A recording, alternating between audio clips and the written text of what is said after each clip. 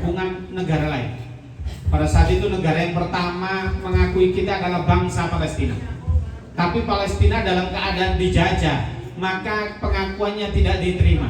Tapi Palestina melobi Mesir, melobi bangsa-bangsa lain, sehingga Mesir berkenan untuk apa? Menjadi satu-satunya pertama kali yang mengakui negara kita merdeka. Yang kedua, apakah hubungan Indonesia sampai ke situ? Tidak. Dulu pada zaman Khalifah Turki Utsmani, bahwasanya ada seorang ulama dari Palestina diutus untuk pergi ke Indonesia. Namanya Syekh Ja'far Shadiq.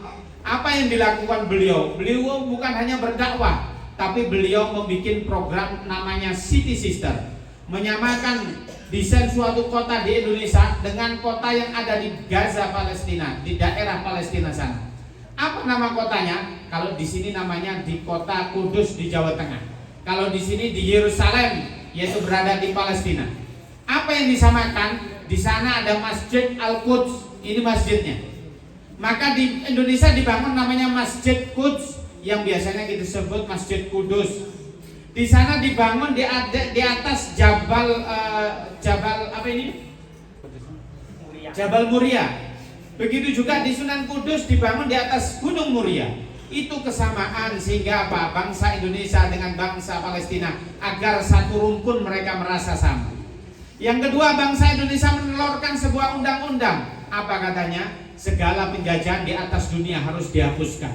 Itu undang-undang. Sehingga kalau jenengan mencintai Palestina, merupakan amanat undang-undang. Hari ini insya Allah bangsa Indonesia kumpul di Monas semuanya. Insya Allah kalau yang hadir Bapak Presiden Jokowi, kalau berkemungkinan hadir, beliau juga kemarin mengatakan bahwasanya bangsa Indonesia menolak keras atas serangan agresi militer Israel ke Gaza. Dan kita tidak terima masjid kita dinistakan. Begitu juga Menlu kita luar negeri. Itulah hubungan Indonesia dengan Palestina. Yang kedua, alaqah basyariah, hubungan kemanusiaan.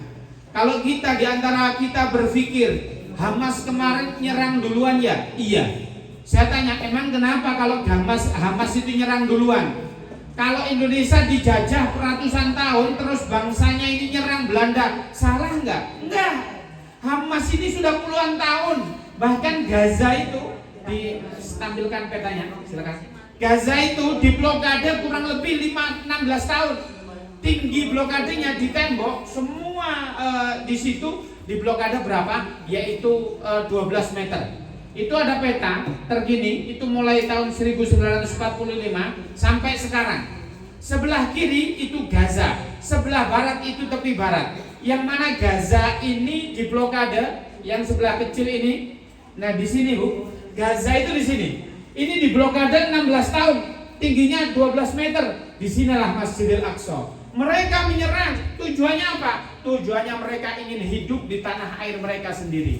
Tujuannya mereka ingin sholat di masjid mereka sendiri.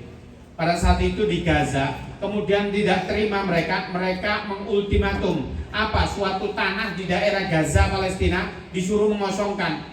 Tapi jawaban mereka apa? Demi Allah kami tidak akan mundur walaupun sejengkal pun. Sebab kenapa? Kalau kami mundur di sini, kami akan diganti rugi sebanyak apapun, tidak mau. Karena apa? Di sini ada Masjidil Aqsa. Kalau kami menyerah, maka kehormatan umat Islam seluruh dunia berada di tangan Zionis Yahudi. Kalau hari ini mereka menghancurkan masjid kita, Masjidil Aqsa, tidak menutup kemungkinan kalau kita nyerah, maka Mekah Al-Mukarramah juga akan dihancurkan. Oleh karena itu kami tidak mau. Mereka kemarin melobi Saudi dengan harapan kalau Saudi iya, maka negara Islam yang lain iya. Lobinya bagaimana? Iya, kalian cukuplah nyerah. Gak usah perang lagi. Kalian akan kita bangunkan apa? Suatu negara yang lebih luas daripada Palestina. Bahkan luasnya 4 kali lipat di daerah Mesir. Negara Teluk sepakat dibangunkan bandara termewah, rumah-rumah termewah. Tapi mereka tidak mau. Karena apa? Eman dengan Masjidil Aqsa. Gak mau Masjidil Aqsa itu di bawah tangan Yahudi laknatullah. Maka pada saat itu dibom mereka baru saja menyingkirkan jenazah dan berusaha lari. Mereka sebagian ada yang diungsikan di sebuah kampusnya dibom. Bahkan mereka dua-duanya lari ke rumah sakit, yaitu ke rumah sakit teman-teman baptis teman-teman Kristen. Maka rumah sakitnya dibom, maka di sana tidak ada anak-anak yang bisa bebas dan lain sebagainya. Maka kemarin saya itu dikabarkan yang mati syahid kurang lebih masih 8.000 sekian, tetapi hari ini sudah 9.000 sekian. Antum tahu yang mati 9.000, yang bisa dimakamkan kurang lebih hanya 3.000 orang saja. 3.000-nya kemana? Mereka terbenam oleh gedung-gedung reruntuhan, gak bisa dievakuasi. Karena apa? Di sana tidak ada alat berat. Sehingga di sana anak kecil non sewu nulis dengan tulisan, di tangannya ditulis namanya Omar, ada yang apa, semua ditulis. Tujuannya apa? Iya, kalau saya tulis nama saya, kalau nanti malam saya tidur gelap, kemudian ada bom menyasar ke tubuh kami dan tubuh kami pisah, saya tidak tahu siapa ini, maka ibu saya biar nggak nyari, oh iya namanya Umar ini sudah meninggal, ditulis bu jenenge di sana. Bahkan kemarin dibikinkan kuburan massal. Sebelum dipakai kuburan, anak-anak kecil main di situ. Kamu lagi main apa? Iya, ini tempat kami terakhir. Karena sebentar lagi kami akan dimakamkan di sini. Kami nggak bisa ngomong apa-apa itu, Bu. Bahkan di sana tahun 2012 saya diizinkan oleh Allah masuk ke daerah namanya Gaza. Di situ, Bu, adalah kota terpadat penghafal Al-Quran. Anak kecil semua pada hafal. Di situ saya agak miris. Pertama kali saya itu nyampe di situ 2012, saya kemudian apa? Ada anak kecil, mukanya murung sekali. Saya waktu itu takziah. Dek, kenapa kamu kok murung sekali mukanya? Iya, yang mati ini teman saya. Kemudian apa? Saya kenapa kok mati? Iya, dia trauma. 2 hari yang lalu kan ada bom. Dia takut suaranya. Kata anak kecil tersebut. Kemudian saya tanya oleh laki-laki yang dewasa, Bapak, apa betul anak ini mati dalam keadaan trauma? Apa jawaban tetangganya itu? Bagaimana dia tidak trauma? Bapaknya dibunuh depan mata dia sendiri, ibunya dibunuh depan mata dia sendiri. Mboten saged ngomong apa-apa, Bu. Anak kecil sekecil itu takutnya berlebih, sehingga ada anak kecil yang yang dalam keadaan ditinggal mati bapak ibunya, kakak-kakaknya, tapi dia trauma berat, tapi dia tidak meninggal. Sehingga kami berkumpul membuat taman bermain, kita berikan coklat, kita berikan mainan. Kemudian ada salah satu anak kecil kemudian memeluk saya, Ustaz Muhammad, anak ma'ruf inta gaiminin, aku tidak tahu kamu datang dari mana. Katanya kamu datang dari Indonesia. Saya tidak tahu Indonesia di mana, tapi kamu mau memelukku dan kamu menganggap aku ini adalah saudaramu. Iya, bapak saya meninggal. Iya, ibu saya meninggal. Iya, kakak saya meninggal. Tapi kamu mengaku kamu adalah saudaraku. Dipeluk Bu erat tuh. Dia ngapok, merasa kehilangan, tapi ada orang yang datang ke situ. Kemudian saya siangnya datang, ada ibu-ibu yang ditinggal mati oleh suami dan anak laki-laki pertamanya. Kemudian saya ke situ mengucapkan bela sungkawa. Ibu, ini kami dari bangsa Indonesia menyampaikan bela sungkawa. Ini ada sedikit sembako dan ada sedikit uang. Pada saat itu kenapa sembako dan disertai selimut? Kenapa kok ada selimut? Iya, Bu. Sebab di sana kalau bulan 11, 12, 1, 2 itu dinginnya minta ampun. Mesir, negara yang berdampingan, saya ditinggal di sana kurang lebih 10 tahun, Bu. Kalau musim dingin, jenengan nggak pakai penghangat ruangan, nggak kuat. Dinginnya bagaimana? Kalau jenengan ada selimut, masukkan di air, kemudian diperes, dipakai tidur, pasti nggak bisa tidur. Di Gaza jauh lebih dingin karena di sana ada saljunya. Loh, kenapa nggak pakai penghangat ruangan? Bagaimana ada penghangat ruangan? Sedangkan listrik saja dialirkan di sana hanya 3 jam seharinya, itu pun gantian. Kalau kita bisa minum di sini, jenengan ada majelis, ada air minum, bebas minum kapan saja kita mau. Di sana sulit, Bu. Air yang bisa dikonsumsi di sana hanya 3% saja. Oleh karena itu ibu-ibu yang saya datengin itu, saya ngomong begini, Ibu, saya turut bela sungkawa. Kemudian saya ngomong gini, Ibu, bagaimana perasaan Ibu ditinggal mati suami dan anak laki-laki pertama Ibu? Jawabannya ngeten, Bu, alhamdulillah. Saya berpikir, Ibu ini tidak paham mungkin dengan apa yang tanyakan. Ternyata beliau paham. Engkau tahu dan saya tahu, orang yang mati syahid mampu mensyafaati 72 orang. Dan engkau semoga dipilih oleh suami atau anak saya yang diberi syafaat karena kamu peduli terhadap keluarga kami. Masya Allah, Bu, saya nggak bisa ngomong apa-apa. Padahal donasi yang saya bawa bukan milik saya. Pulau dari masjid ke masjid, dari kampus ke kampus. Kayak kemarin saya ngumpulkan banyak warga di Kota Malang, 3.000 orang kumpul. Bahkan alhamdulillah hari ini dari majelis ibu-ibu yang sepuh di daerah Morotanjek dengan gentengan terkumpul baru saja disampaikan 1 juta rupiah. Alhamdulillah. Bahkan kemarin di atas panggung ada ibu-ibu nangis, Ustadz saya tidak punya uang, tapi saya ingin berpartisipasi. Cincin pernikahan dikasihkan ke saya di atas panggung, dikasihkan. Bahkan di Kendedes ada orang-orang ibu-ibu tidak kuat juga dikasihkan cincinnya. Banyak di Gondang Legi semua memberikan, ingin berpartisipasi. Bahkan suatu ketika ada seseorang yang mana ingin nyumbang tapi dia nggak punya uang. Kemudian apa? Nak, tunggu dulu di sini, saya mau pulang ngambil uang saya. Kemudian apa? Ibu itu datang pulang, kemudian kita tunggu. Kemudian ibunya bawa kantong kresek hitam. Ibu, ini apa? Ini tabungan saya, nak. Kita hitung kurang lebih 18 juta sekian. Ibu, ini uang apa? Cita-cita saya, nak, umroh. Ibu, kenapa kok didonasikan di KNRP? Ini kan nambahin dikit sudah mau umroh. Apa jawaban ibu itu? Iya, nak, kalau saya umroh barangkali pahala saya hanya umroh saja. Tetapi saya, amalan saya yang gak seberapa. Kalau sholat juga gak bagus-bagus banget ini. Semoga dengan saya berdonasi, Allah mengumpulkan saya nanti dengan para syuhada yang ada di Palestina. Itulah jawaban mereka. Sehingga apa? Berbondong-bondong ibu-ibu itu berdonasi. Dan alhamdulillah kemarin tatkala di Gaza Palestina digempur habis-habisan, kita tidak boleh masuk. Antri 2 kontainer milik KNRP, yaitu donasi yang kita kumpulkan, dilobi oleh Qatar, dilobi oleh Putin, dan alhamdulillah dibukakan pintu gerbangnya sehingga 2 kontainer. Ada obat-obatan, ada selimut, itu merupakan donasi dari ibu-ibu semua yang hadir, dan alhamdulillah mereka merasakan. Bahkan kemarin waktu kita masuk ke sana, masuk ngasih obat, ditanya mana tempat obat kalian, itu obatnya, gudangnya besar, tapi tidak ada obatnya. Ini gimana kemarin, perobat-obatan cukup? Iya cukup. Lalu gimana kemarin sebelum kalian datang, obat-obat ini cukup, tapi kalian sebelum kalian datang ada salah satu orang yang tertembak kakinya, kita operasi tanpa obat bius. Hal itu terjadi, Bu. Di sana bagaimana? Luar biasa sakitnya. Bahkan Gaza itu diblokade, tingginya 12 meter, setiap hari orang tidak bisa ngapa-ngapain.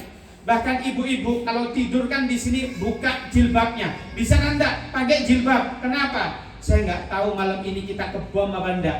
Jika saya kena bom, saya akan berusaha menyelamatkan anak saya, maka sudah tertutup rapi aurat saya. Itulah keadaan saudara-saudara di Gaza. Saya tanya, saudara Gaza itu saudara kita atau bukan? Bahkan ulama mengatakan tidak perlu kalian jadi umat Islam, cukuplah kalian jadi manusia, maka kalian akan peduli terhadap warga Gaza Palestina. Alasan yang ketiga disebut ukhuwah Islamiyah, yaitu ukhuwah watoniyah. Digambarkan masjidnya tadi di desktop. Saya ingin tanya, Masjidil Aqsa di desktop. Nah, ini adalah Masjidil Aqsa. Saya ingin tanya kepada Bapak Ibu semua yang hadir di sini. Yang dikatakan Masjidil Aqsa, masjid yang kubahnya kuning atau yang di depan kecil ini, kira-kira yang mana? Yang kecil. Ternyata yang kecil itu namanya Masjid Qibli. Yang tengah itu Masjid Qubatus Sokhra. Lalu di mana Masjidil Aqsa? Masjidil Aqsa itu adalah suatu area kurang lebih 14 hektar. Ini adalah masjid kiblat ula umat Islam. Masjid ini dibedakan oleh Allah. Ini adalah masjid pertama kali kalau umat Islam sholat ngadepnya ke sini, Bu. Kalau kita sholat sekarang ngadep ke Ka'bah Baitullah, dulu kita ngadepnya ke sini. Nah, di sini adalah masjid juga diberikan oleh Allah Subhanahu wa taala kelebihan. Kata baginda Nabi Syaddur Rihal, ada 3 masjid yang disucikan oleh Allah. Yang pertama Masjidil Haram, yang kedua Masjidi kata Rasulullah, masjidku. Yang ketiga adalah Masjidil Aqsa. Nah, Masjidil Aqsa ini suatu ketika baginda Nabi Muhammad SAW didatangi oleh salah satu sahabiah namanya Sayyidatuna Maimunah. Ya Rasulullah, aftini anil Quds, fatwai kami tentang Al-Quds. Apa jawaban Rasulullah? Datanglah kalian ke sana, fasallu. Datanglah kalian ke sana, kemudian sholatlah kalian di sana. Kalau kami tidak bisa ya Rasulullah, sebab zaman dulu dijajah oleh Romawi kuno.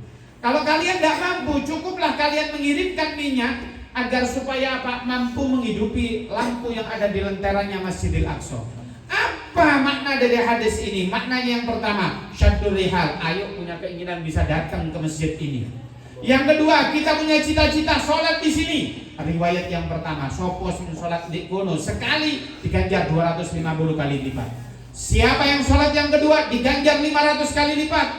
Apa makna yang ketiga? Apakah kita patungan untuk ngirim minyak? Tidak. Maknanya adalah kita diperintahkan oleh Rasulullah untuk ngopeni Masjidil Aqsa. Jangan sampai nanti kalau kita ditanya oleh Allah Subhanahu wa taala, tatkala saudara-saudara kamu dinistakan, masjidmu ini dinistakan, kamu di mana posisinya?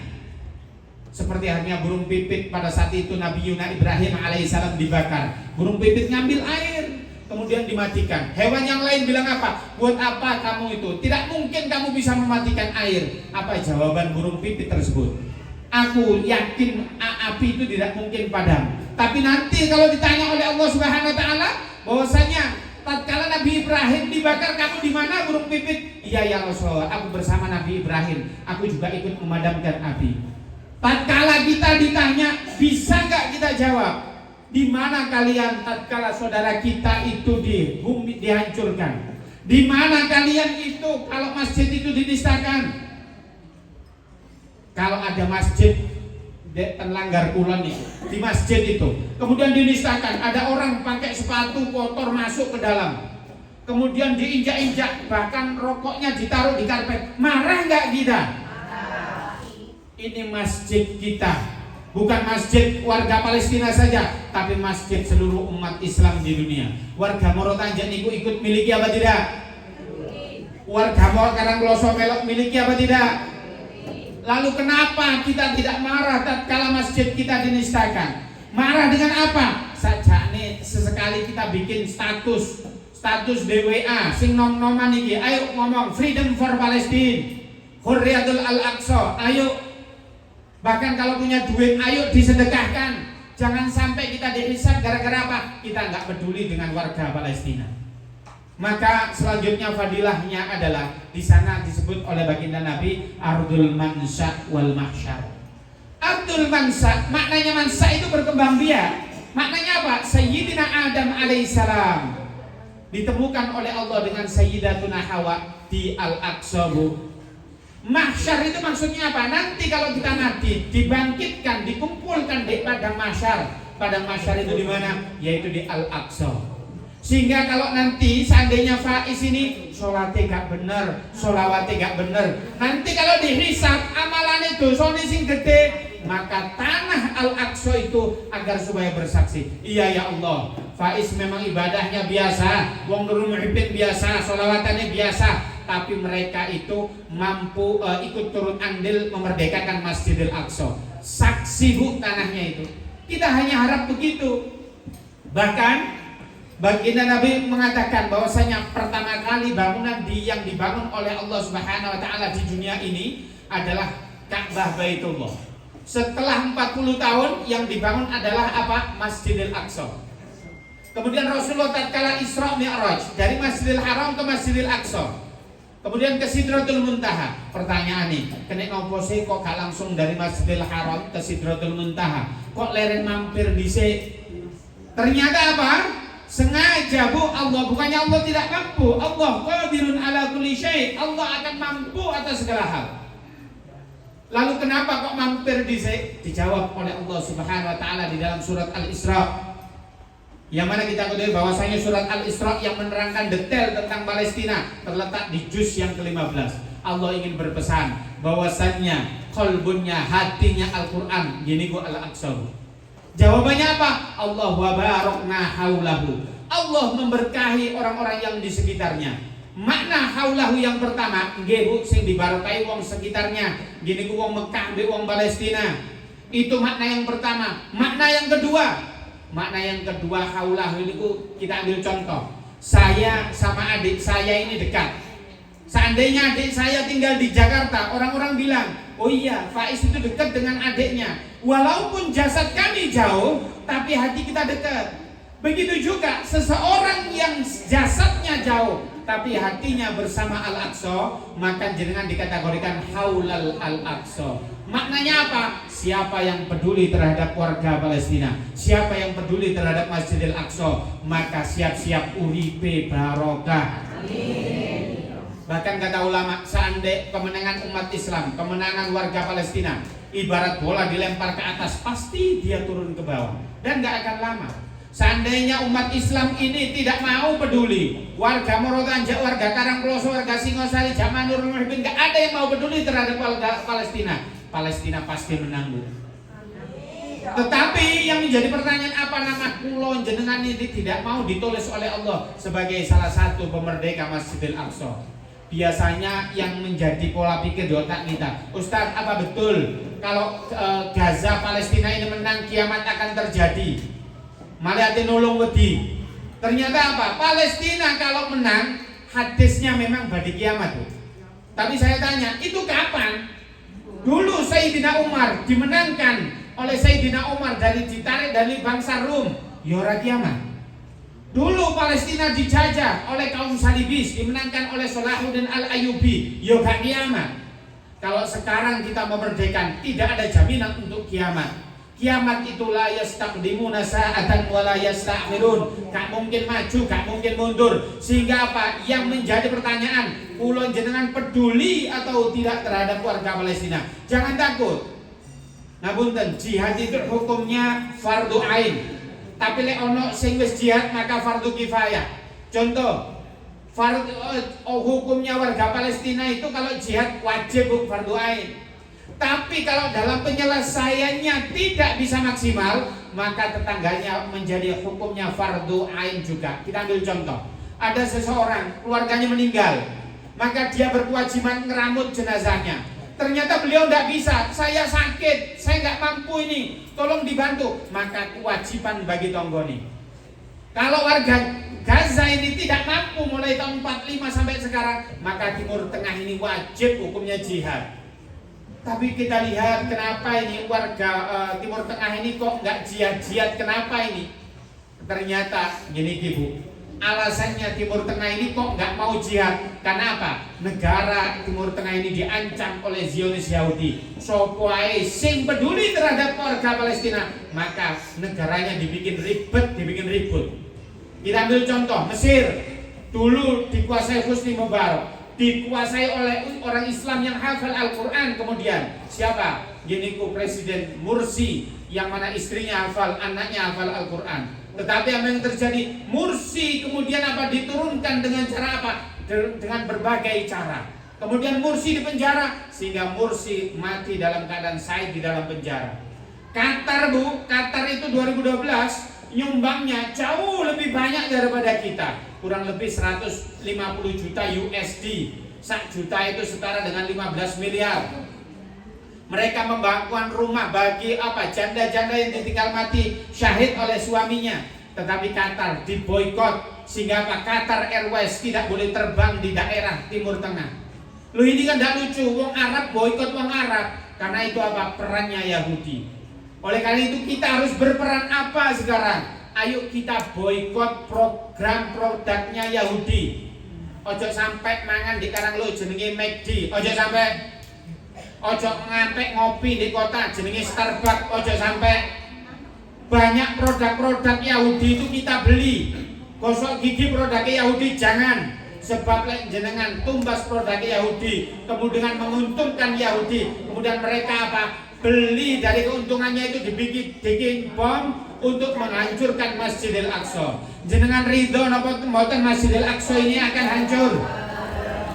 Ayo kita hijrah kepada produk yang Islami. Sengaja tamu saya ini datang dari Jakarta, jauh-jauh saya minta, saya ini tidak ahli dengan produk-produk Islam, tapi beliau ahli dalam produk-produk Islam. Oleh karena itu habis ini setelah saya tausiah akan disambung oleh Ustadz Bagus, karena beliau ahli dalam produk-produk Islam, penggantine produk yang kita boikot. Jangan sampai Nanti dihisap ternyata kamu itu ikut peduli terhadap Israel. Buktinya apa? Kamu makan McD, kamu makan KFC, kamu ngopine di Starbucks, kamu sabunane gaya sabun Unilever dan lain sebagainya. Ayo kita hijrah kodrat. Kinten-kinten purun napa badan? Oleh karena itu, alhamdulillah saya ucapkan terima kasih bagi ibu-ibu niki sing sodako jamaah musyawarah. Mboten nom-nom Bu, mboten fatayat Bu. Niki muslimat tiang sepah-sepah. Sebagian mereka saya tahu, mereka yo gano pensiunane, tapi alhamdulillah kula gak nyangka kula hitung muncul duit 1 juta rupiah. Ini insya Allah akan saya sampaikan. Bahkan status niku jangan diremehkan. Saya kemarin bikin status yang mana tentang bombardir Israel. Kula ndamel status, ada yang melihat salah satu dokter yang ada di Madura. Ustadz, bagaimana keadaan di Gaza? Saya terangkan. Kemudian minta rekeningnya KNRP. Kemudian beliau donasi. Saya pikir donasinya berapa? 1 juta, 2 juta. Tidak. Ternyata beliau 100 juta rupiah. Saya pastikan Bu niki nulis boten kakek. Enggak Ustadz. Saya ingin bersedekah semacam itu. Beliau berturut-turut, kalau saya hitung sudah 500 juta. Setiap bulannya ternyata 100 juta rupiah. Beliau ingin apa? Berkah. Ternyata habis sodako, rumah sakitnya gak tambah sepi Bu, tambah rame. Sehingga beliau apa? Hidup saya Ustadz berkahnya luar biasa. Kulo ambek bojo kulo barokah, bisnis saya barokah gara-gara saya apa nyumbang Palestina. Nggih, ayo kita mendengarkan sedikit tentang tausiah dari Ustadz Bagus tentang bagaimana pentingnya produk yang halal masuk di tubuh kita ini. Monggo waktu dan